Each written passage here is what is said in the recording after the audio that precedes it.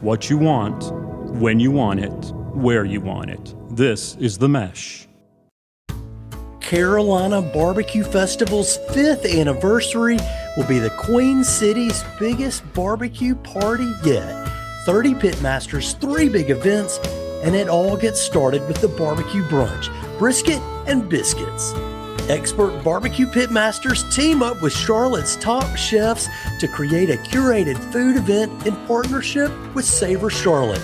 Brisket and Biscuits, March 28th at Town Brewing in Charlotte. Reserve your tickets right now at carolinabbqfest.org.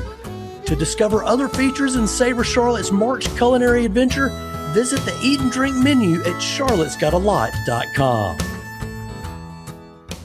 One of the featured chefs at the barbecue brunch is Chris Coleman, executive chef at the Goodyear House in Charlotte's Nodon neighborhood. Food Network fans will know Chris is champion from Chopped. He beat Bobby Flay. He's appeared on Super Chef Grudge Match and Guy's Grocery Games. Well, foodies around Charlotte know him as part of the Built on Hospitality group of restaurants. It includes the Goodyear House, Chief's Modern Cocktail Parlor in Noda. South End, there's Folia, and finally Old Town Kitchen and Cocktails in Rock Hill. He's been featured at Charlotte Wine and Food, and most recently, he was among Charlotte chefs spotlighted at the James Beard House in New York City, and yet he's agreed to join our barbecue podcast. Chris, welcome to the Low and Slow Barbecue Show. Thanks for having me. Excited to be here. And now that I've kind of covered some of your CV there, how would you like to introduce yourself to an audience of food fans out there? Yeah. Thanks again for having me. Like I said, my name is Chris Coleman. I'm a Charlotte native, born and raised here. So Charlotte, I like to say we're kind of right in the middle of Eastern and Western style barbecue here in the state of North Carolina. So, but grew up cooking with my mom, spending summers down on my grandparents' farm in Mississippi, and that's kind of where I got an appreciation of what it takes to put food on the table. They were farmers. They had cattle, and we rode horses, and there was they had a couple of giant blueberry trees and a pecan orchard, and they would trade, beef for eggs or chicken or butter beans or whatever it might be. So just kind of fell in love with cooking then. Went to school here in Charlotte at Central Piedmont Community College, which has an amazing culinary program after high school. I started working in restaurants when I was 14 and kind of fell in love with it and didn't know what else I was going to do. So might as well, go take some culinary classes, and one thing led to the next. I became a chef at a restaurant here in town called McNinch House when I was 21 years old. Was named executive chef there and ran that restaurant for 9 years. Really kind of figured out who I was in the kitchen and who I wanted to be. From there, I went on to the Dunhill Hotel where I opened up the Asbury. Worked with a bunch of chefs who have kind of gone on to make names for themselves in the Charlotte scene. So super proud to have started that. And then was tapped to be the culinary director at the Marriott at Trade and Tryon, right in the heart of Uptown Charlotte. And we launched 6 new food and beverage outlets at the same time in that hotel, and worked really closely with the executive chef of Marriott Global. And so that was a pretty cool outlet. And then joined with my partners, AJ Klink and Sean Potter, to step away from the Marriott and open up the Goodyear House in Charlotte.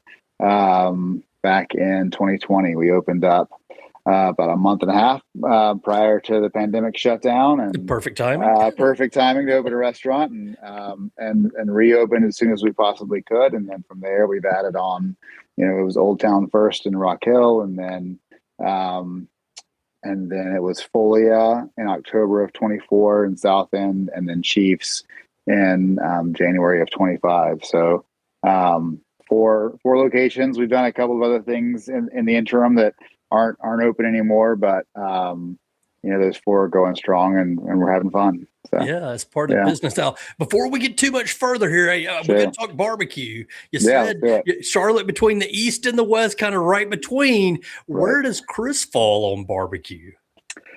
I really am a mutt. I like both, and I like both for different reasons. So I like the whole hog tradition of Eastern a lot, but I do like a little bit of ketchup in my vinegar sauce. So I kind of like the Lexington style. Hmm. I'm a huge fan of Honey Monk of Lexington number one. I think it's the best barbecue in the state, in my opinion. I like the coarse chop. Hmm. I think that, growing up, my dad's from New York, my mom's from Mississippi.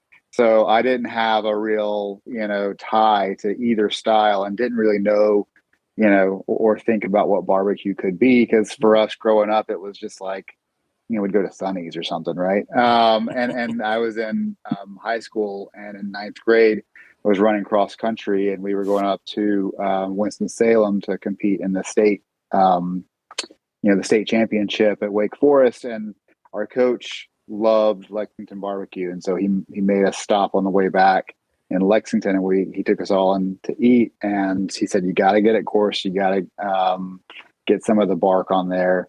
And one bite, and I was hooked. I was like, "This is a revelation! Like, where is this barbecue been my entire life?" So I'm definitely a North Carolina guy, and like I said, I like both styles a lot. I think they both add something to the table. And then, we're close to South Carolina and Charlotte. I like a little mustard every now and then too. So I'm kind of, being in Charlotte, we're surrounded by three, awesome kind of barbecue traditions. And I like to pick and choose from all of Yeah. them. Yeah. Well, as somebody that's come up in that tradition and has an opinion on all three and a Yeah. good mutt sensibility about it, Yeah. what do you think about this Texas invasion that seems to be continuing in a Well, trend? I mean, I'll tell you that, I love pork. I'm a Carolina guy. I was Hmm. born and raised here. I love pork. But it's really hard to beat a good brisket. Like, it's really Yeah. hard to beat a good salt and pepper brisket. Really simple, nothing on it. I mean, I think there's a few guys around in our area that do it pretty well. And it's pretty good. I like the simplicity of it. I like that it is. Um, you can't mask anything, right? It is just like you got to be really good in the pit and know what you're doing when you're just going to season with salt and pepper and let smoke do its thing. So, as a chef, I respect what a good pit master can do. A great non-political answer, but one I Yeah. can certainly appreciate there. Now, Chris, Sure. you guys at the Goodyear House are getting involved in the Carolina Barbecue Festival kind of for the Yeah. second year. We got a chance to meet you at the kickoff last year. For people who don't know the Goodyear House, introduce people to it. What can folks expect when they visit your place in Noda? Yeah, so we're unlike any other restaurant in Charlotte in terms of our setting. So we're in. We took an old mill home. We're in the Noda area of Charlotte, and if you're not familiar with the area, it used to be called North Charlotte and was home to three different textile mills.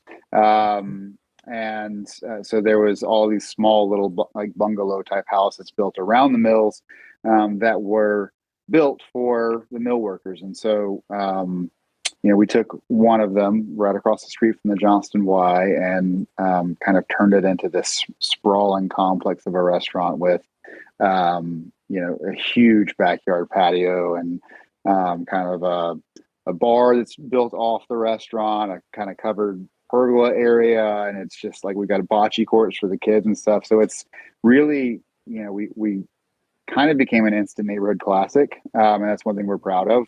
I'm a chef, so I want it to be a little chefy, but I'm very proud of the fact that we're a neighborhood restaurant, and we're there 7 days a week for obviously birthdays, anniversaries, and special occasions, but just a good dinner on a Monday or Tuesday night, we got you covered as well. So I like to say we have a Southern backbone, but we'll cook whatever we want to, and we kind of bring in traditions from whatever we're eating and whatever we want to eat every day. Like, we try to make food that we want to eat every day. And the saying has always been, what would your grandmother have cooked if she'd gone to culinary school? And that's kind of the approach we take with the menu is, it's comfort food. It's food that means something, sourced from like the farmers and the friends that we know in the area, and doesn't take itself too seriously. Yeah, I love that. And by the way, I go to thegoodyearhouse.com and I see that kids eat free every Tuesday with paying That's right. adults. So That's that's right. something I could definitely appreciate with two kids. So Yep. that's cool, family friendly on a Tuesday night. What about the name? Doesn't have anything to do with the tires. That's the first thing I think about Goodyear Yeah, Rubber Company. yeah, it doesn't. And that, we get that a lot. No, the Goodyear House, the name stems from a story that my business partner AJ Klink read about homes that were built in and around, right before the Depression, and specifically kind of rural homes in the South and the Midwest, and these were folks who had scraped just enough together to build or to buy a small home, and then the depression hits, and then they spend years recovering from that, Mm-hmm. right? And so, as the economy recovered, as the country recovered, they were able to recover a little bit. And if they had a good year, meaning the crops came in, or you had a baby or something like that, then the house would change a little bit. So you had a good year, you could add on a new barn. You can add on a second room. If you had a baby coming, maybe you tear down that old barn and use the wood to, build an addition to your home. For the baby to have, a nursery. So it's this tradition of these homes and these houses, and you can see them all over the South and the Midwest. That started small, and then you can kind of see, well, they added that on, and then they added that on, and then they added that on. And he loved that idea as a metaphor for Charlotte and for Noda. And these homes have stood for 120 years now, and they've been kind of added on, and Charlotte and Noda in general have taken, all the change that's come over 120 years and kind of meandered and found themselves where they're at now in the 2020s. So, so it's really just kind of a nonsensical romantic title, but it's got some meaning to it. Yeah, no, there's plenty of sense in that. That gives it meaning, and that's great. And I wonder, how does that sort of line of thinking fit into the Built on Hospitality brand? As you've added on 4 restaurants since you started in 20, or I guess 3 since you started in 2020. Do you have kind of that same mindset? We have a good year, and let's try to venture out and do something different. We do. We definitely do. And it's interesting because the first restaurant, Goodyear, is in an old mill home. The second restaurant is in an old actual mill. The third restaurant is in an old 1920s warehouse. And then the fourth restaurant, Chiefs, is in the mill home right next to Goodyear House. So we love history. We love taking things that, Charlotte is pretty quick to kind of sometimes tear down history. And so we love taking things that are old and trying to breathe new life into them. And yeah, to answer your question, Goodyear, once we opened the second time after the pandemic, had a fantastic first year. So we kind of said, well, let's strike while the iron's hot and open up Old Town. And we had the opportunity to do that. And then 2023 was a banner year for a lot of restaurants. So we started planning, well, what's next? And that's when the plans for Folia and Chiefs kind of came along. And it took us a while to get there, to get those open. But, we have Goodyear. Let's invest. Let's invest in the restaurant and or in the restaurant group and build something and, bring people on and promote people from within and kind of just, build this thing out and see what we can do with it. And of course, Chris is one of the guest chefs at Brisket and Biscuits, the Carolina Barbecue Festival Barbecue Brunch, coming up March 28th at Town Brewing Company in Charlotte. It's part of this year's Charlotte Savor program. You can get all the details about Charlotte Savor at charlottesgotalot.com. And for more on Brisket and Biscuits, just visit carolinabbqfest.org. That's where you can also buy your tickets. Be sure to use the promo code LOW and SLOW. You'll get a discount. And that event features a lineup of Charlotte chefs and pitmasters, 6 tasting stations spread across the brewing company's location there in Wesley Heights. There's going to be tasting plates and drinks, music, everything you want in a barbecue brunch on a perfect Saturday, 11 a.m. 3 till 3 p.m., March 28th. And again, Chris Coleman is in that lineup of chefs and pit masters. So, Chris, let me talk a little bit about your culinary journey. You gave us you're really a great introduction there, but I want to talk about the farm to the fork concepts. You hear that kind of in your experience in Mississippi, and you can definitely see it in your menu items. Why is it so important to you to try to continue those types of traditions? Yeah, I think, for me, I really got turned on to the local farming scene and here in the Charlotte area probably 10 years ago or so. It was right at the same time, and maybe a little bit longer than that, but I was at McMinch House as the chef and was introduced to a guy who was making sorghum syrup, and started reading more about that, and then was at the same time introduced to Carolina Gold rice for the first time. So I'd say sorghum syrup and Carolina Gold rice is really what kicked it off for me. Is like, oh, okay, we can buy like the same stuff that my grandparents would grow or their neighboring farms would have, that we grew up eating at home. I can buy for the restaurant, right? Yeah. And I can like turn these into really cool, kind of chefy dishes, using these kind of homey ingredients. And obviously the food tastes better when it's grown right down the street because it can stay on the vine a little bit longer. So it's going to be super ripe when it gets to you.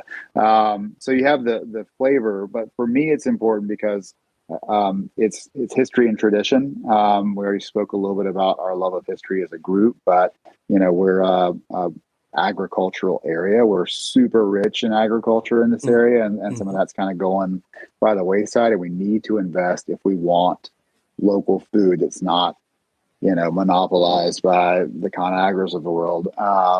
We need to invest in keeping these farms alive, and so that's one way to do it. But then it's just we're investing in our economy, right? We're if I'm giving money to the farmer down the street instead of the giant big box supplier who's spreading that money out to California, Mexico, and wherever, then I know that the farmer down the street is going to have food on his table. He's going to be able to put a backpack on his kid's back, and he's going to turn around, or she, and invest that money back into their own economies as well. So it's all, for me, it's a little political because it stays here. I'm helping support my neighbors and my economy, and then again that history and that tradition of it. You mentioned the sorghum and the rice, and I kind of think about South Carolina in some of those cases. Charlotte's a big city, but you don't have to go too far out from city center to start seeing some rural areas in Lincoln County, Gaston County, certainly down in some of the others. Where are you getting the food from? Any of your partners you want to call out? Yeah, so we source directly from about 7 or 8 farms, depending on the season of the year. We love Shipley Farms. They're up in Boone, so they're a little bit further away, but they're up in Boone. We get all of our beef from them. We get a lot of produce from Boy and Girl Farm down in Waxhaw, from Isaac at Harmony Ridge up in Tobaccoville, which is near Winston-Salem. And then Fair Share, they're also near Winston-Salem. We have relationships with some local fishermen to bring in fresh shrimp and bring in fresh fish from the coast. We get bread from Verdant Bakery here in Charlotte. And then there's a giant company, not giant as in like giant, but giant as in a lot of restaurants use them, called Fresh List. And I'm really good friends with those guys. And they are the middleman supplier for small farms to small restaurants. So depending on the season, they will work with anywhere from 40 to 60 farms across North Carolina. They send out a list on Sunday. You place your order Tuesday. The farmers pick it and pack it Tuesday night into Wednesday. It's on your shelves in your kitchen on Thursday. So it's a pretty cool way to kind of streamline where, as when I started at the Asbury back in 2014, I was working with 20 farms directly, and I'd have to remember, like, okay, I got to text this person by Tuesday at 10, this person by Tuesday at 2, and this person by Wednesday at 3. And, every farm was a little different. Now I can text the few that we still work with directly and then send one email or one text to Fresh List, and they'll help me out, and it keeps the farmers in the field, keeps them doing what they do best, and they don't have to drive into Charlotte or drive wherever, dropping off all day. So it's a pretty cool concept. Yeah, definitely very cool concept. I invite folks to learn more about it. They're on the interwebs, and I know that that's sort of a driving force. I can hear that in your voice, that is part of the Built on Hospitality brand. And I know for the past 5 years that's kind of been the focus. How has your role as a chef and partner now in multiple restaurants really kind of changed since those early experiences you mentioned there at the Asbury in the Market Kitchen and even at downtown Charlotte? Yeah, it's as I'm more of a culinary director than I am a chef these days. I still do occasionally get into the kitchen from time to time, but I spend a lot more time these days kind of managing HR and managing my chefs. We hire a chef at each one of our concepts to run it, and we try to empower them and say, this is your this is your baby to run. And I have oversight on menu and creation and R&D and all of that. But I really try to let them grow into being chefs with some guidance. And the food scene in Charlotte has completely changed in the last even 5 years since Goodyear House has opened. So I spend a lot more time working on the business than in the business. However, I'm still recovering from this past weekend with Valentine's Day. So, my back is hurting and my feet are tired. So, so I'd say that those early years, I was behind a stove every single day, and now I'm not as much, and now I get to do fun things like participate in barbecue festivals and do that kind of stuff, TV and that kind of stuff. So so it's changed, but for the better. I don't think any one of my guys wants me in the kitchen on the line on a Friday night anymore. So I just get in the way. I'm old and tired. Well, Valentine's Day would leave you sore even on a night kind of pitching in and helping out. You probably don't want it every day anymore. Right. You mentioned the Charlotte food scene there. Tell me what your thoughts are about it and how it has changed over the past 5 years. Yeah, it's interesting. I mean, I've been here pretty much my whole life, and my whole working life I've been in Charlotte, and we've seen waves and we've seen ebbs and flows and the food scene here, where we'll have when I started my career, it was a steakhouse city, and we had some chefs doing some small restaurants that were kind of bubbling up around the fringes, doing kind of the first chef driven restaurants, and that was cool. As a 20-year-old, 21-year-old, to kind of just watch and idolize and rub elbows occasionally with these guys and girls. And then, that kind of fell off and some of the big corporations came back in. And then we get to 2014, 15, and that's kind of when the class of chefs that I'm a part of really took over and made Charlotte kind of a special place to work. And there was a ton of chef-driven restaurants. There was a ton of people investing in local chefs and local restaurants, and really started to get some buzz around Charlotte. And then that allowed rents to start going up a little bit because we were making everything super popular and super hot, and so now the corporate guys are coming back in, and so it's like this. It's just up and down and ebbs and flows and waves of corporate versus independent or mom and pop shops, and I think that it's a very exciting time to be in the Charlotte food scene because there are a lot of chefs who are starting restaurant groups.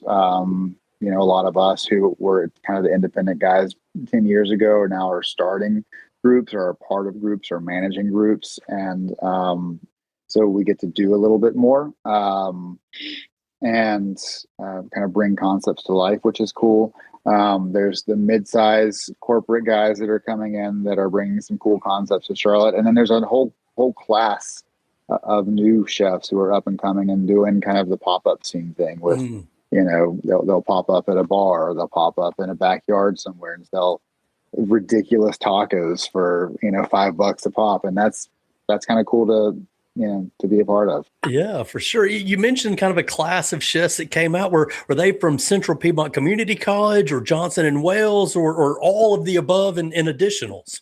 I think all of the above and additional. I mean, we had a lot of people come into Charlotte from the outside. From Charlotte has always been a transplant city. We've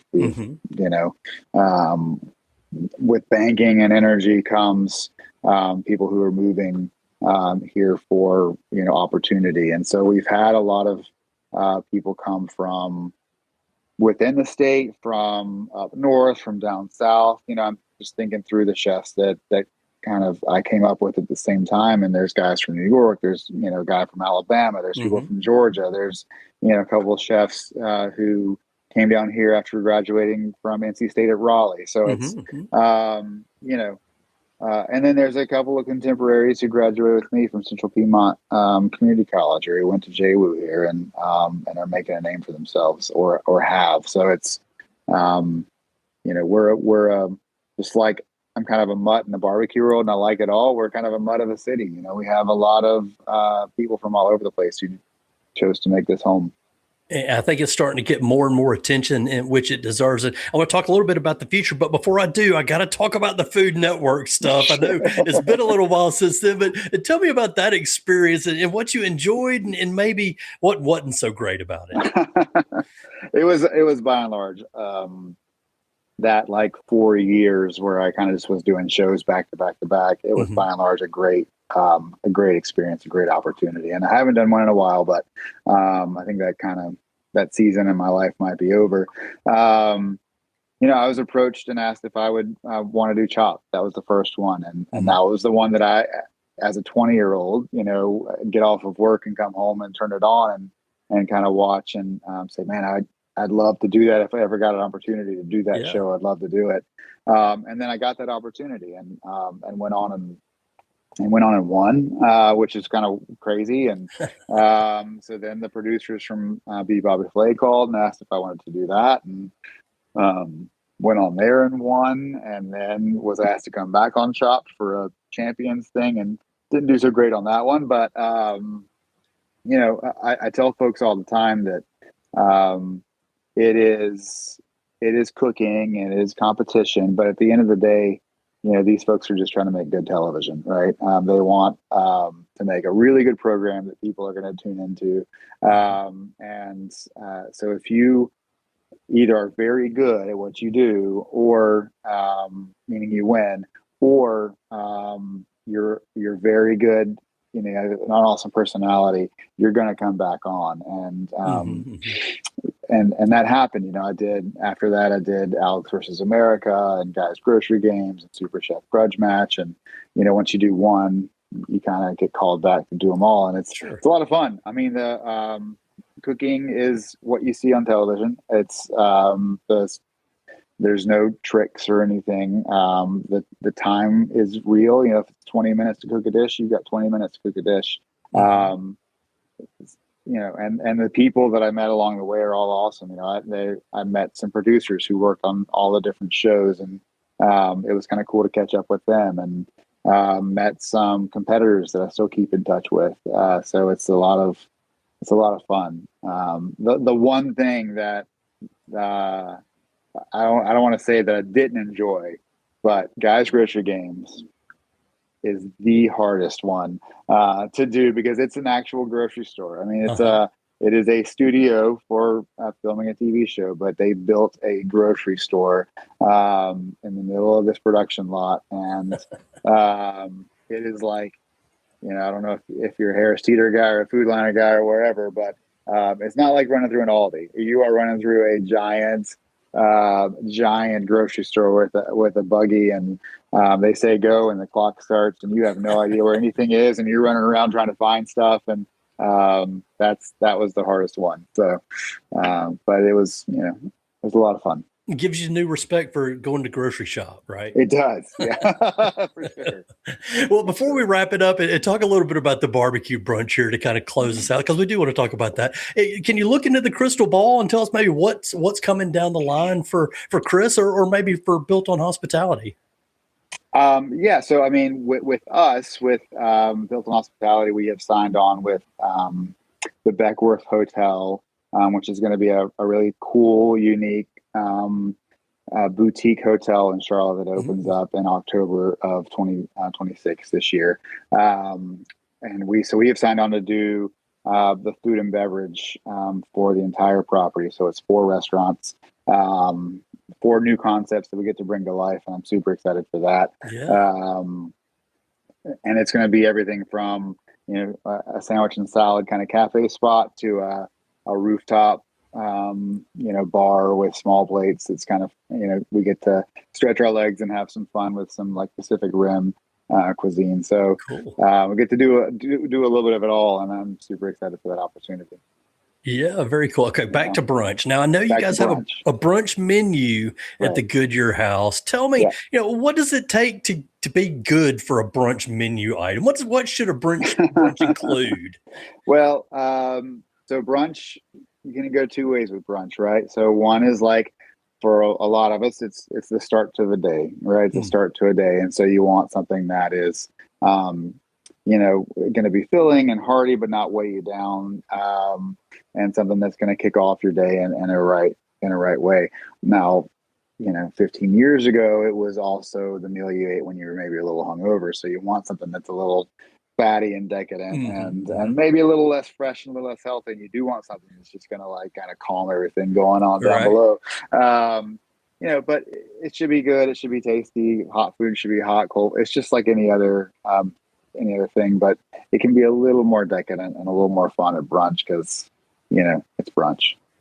Yeah. So, kind of as we wrap up, how did you guys get involved with Carolina Barbecue Festival, and tell us a little bit about that and why you do it?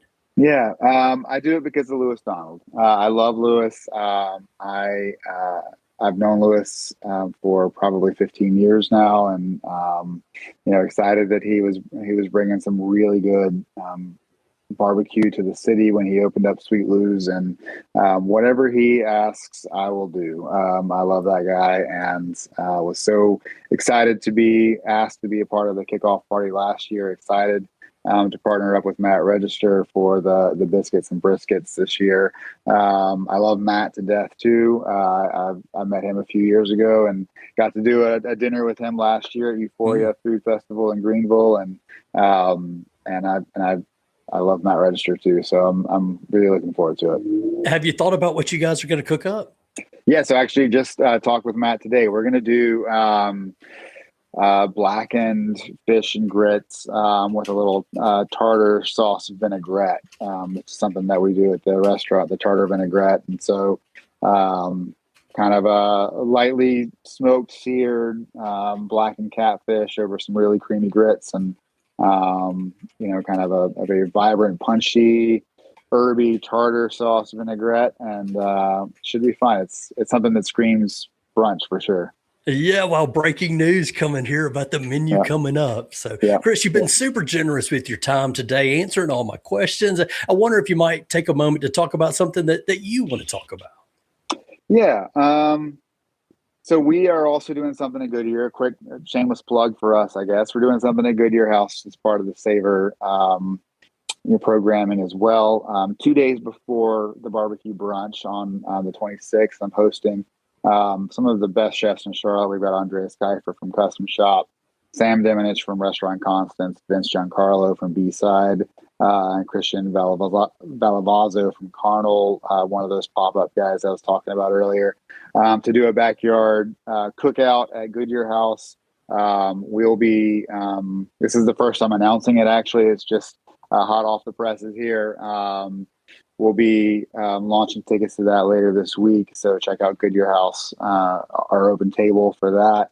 But should be a lot of fun, super casual, beers in the backyard, cooking off of our smoker and off of our grills, and gonna be a good time. Yeah, sounds like a fantastic time. And so, Chris, between an event, a couple days before another event, and events you're in, and restaurants and new projects with multiple restaurants involved, what keeps your fire burning? Why do you keep doing this? I love food, man. I've always loved food. I love to eat it. I love to cook it. much to the chagrin of my wife, I think about it all the time. And, I love the camaraderie that comes along with doing events like this, and hanging out with chef buddies. And, it's a little selfish. I like to, you get a little, as a chef, a little instant gratification when you see a clean plate come back into the dish pit, or you do a table touch and you get to talk to a guest about their experience. That's a high that's unlike anything else. So it's that's the reason. It's fun. I love providing hospitality. It's in our name, built on hospitality. And yeah, I just do it because, again, at the same time, I don't know what else I'd be doing. And that, my friends, is the final word from Chris Coleman, executive chef at the Goodyear House and partner in the Built on Hospitality restaurant group. You can meet him at Brisket and Biscuits coming up March 28th at Town Brewing Company in Charlotte. Barbecue Brunch is presented in conjunction with Savor Charlotte and charlottesgotalot.com. Tickets on sale now at carolinabbqfest.org. Keep your eyes peeled at the Goodyear House for those tickets for the big event they've got going on, a big backyard barbecue. Chris, thank you so much for joining us. Thank you. Appreciate it. You've been listening to the Low and Slow Barbecue Show, sponsored by the Carolina Barbecue Festival, April 17th through 18th in Charlotte's Victoria Yards. Reserve your tickets for the Carolina Barbecue Festival today, carolinabbqfest.org. Use the promo code Low and Slow for a discount. All caps, all one word, Low and Slow, you get the discount.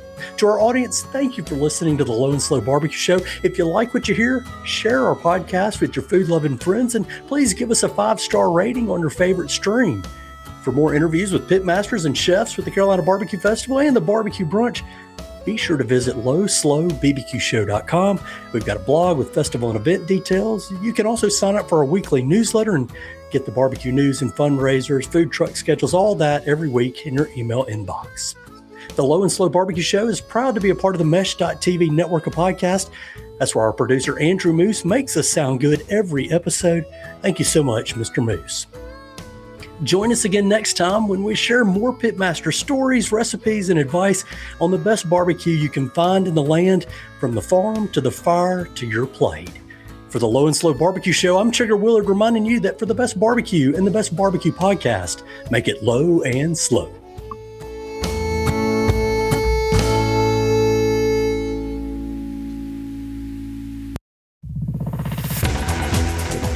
You've been listening to The Mesh, an online media network of shows and programs ranging from business to arts, sports to entertainment, music to community. All programs are available on the website as well as through iTunes and YouTube. Check us out online at themesh.tv. Discover other network shows and give us feedback on what you just heard.